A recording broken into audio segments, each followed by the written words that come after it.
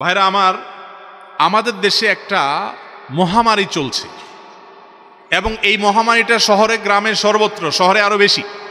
সেটা হলো ঘরে ঘরে জনে জনে এখন জাদুগ্রস্ত মানুষ এবং জিনের, দুষ্ট জিনের প্রভাবে প্রভাবিত অসুস্থ মানুষ। এই মানুষগুলোর সংখ্যা এত বেশি বেড়েছে যে কল্পনা করাও যায় না। শহরে বিশেষ করে বিভিন্ন জায়গায় এবং কি সোশ্যাল মিডিয়াতে আপনারা দেখবেন তান্ত্রিক, কবিরাজ, অমুক তমুক এই সমস্ত অ্যাডভার্টাইজ এখন মোড়ে মোড়ে, পিলারে পিলারে, বিভিন্ন জায়গায় জায়গায়। এই লোকগুলোর কাজই হলো কুফরি কালাম করা, জাদু করা। দেখুন, জাদুর মাধ্যমে মানুষকে ক্ষতিগ্রস্ত করা, দুষ্ট জিন লাগিয়ে দিয়ে মানুষকে ক্ষতিগ্রস্ত করা, এই জিনিসটা দিনের আলোর মতো পরিষ্কার। যারা এই পরিস্থিতির মুখোমুখি হয়েছেন তারা জানেন যে এটাকে যারা অস্বীকার করেন তারা এক বোকার স্বর্গে বাস করছেন, কারণ তারা বাস্তবতাকে অস্বীকার করেন। জিনে ধরা রোগী যারা দেখেছেন, এ রোগীর কাছে থেকেছেন, তারা জানেন যে জিনের অস্তিত্ব দেখা না গেলে কি হবে, মানুষের উপরে সওয়ার হলে দিনের আলোর মতো পরিষ্কার হয়ে যায় যে জিন সওয়ার হয়েছে। পৃথিবীর কোনো ডাক্তারের ক্ষমতা নাই, কোনো চিকিৎসা বিজ্ঞানের ক্ষমতা নাই ওই জাদুগ্রস্ত ব্যক্তিকে সুস্থ করার অথবা জিনে ধরা রোগীর জিন তাড়ানোর।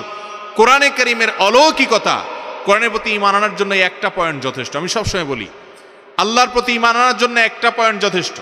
সেটা হলো জাদুগ্রস্ত ব্যক্তিকে যখন আল্লাহর কালাম পড়ে ঝাড়ফুঁক করা হয়, জিনে ধরা রোগীকে আল্লাহর কালাম পড়ে যখন ঝাড়ফুঁক করা হয়, সাধারণত এই ধরনের রোগীগুলো কোরআনের তেলাওয়াত সহ্য করতে পারে না।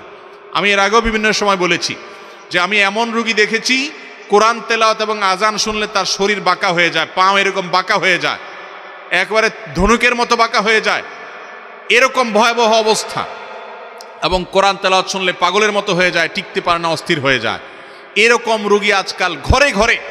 এর অন্যতম প্রধান কারণ হলো যে এই যে জাদু মন্ত্র এবং কুফরি কালাম করা মানুষগুলো ছড়ায় গেছে সমাজে। আমি তো মনে করি প্রশাসনের উচিত এই সমস্ত তান্ত্রিক কবিরাজগুলোকে ধরে ধরে সবগুলোকে বিচারের মুখোমুখি করা, কারণ এগুলো স্বামী স্ত্রীর মধ্যে গন্ডগোল লাগানো, মানুষের জীবনকে তছনছ করা, জাদুগ্রস্ত করা এবং এ ধরনের পরিস্থিতির শিকার করা মানুষকে এই কাজগুলো তারা করে যাচ্ছে, মানুষের ক্ষতি করছে।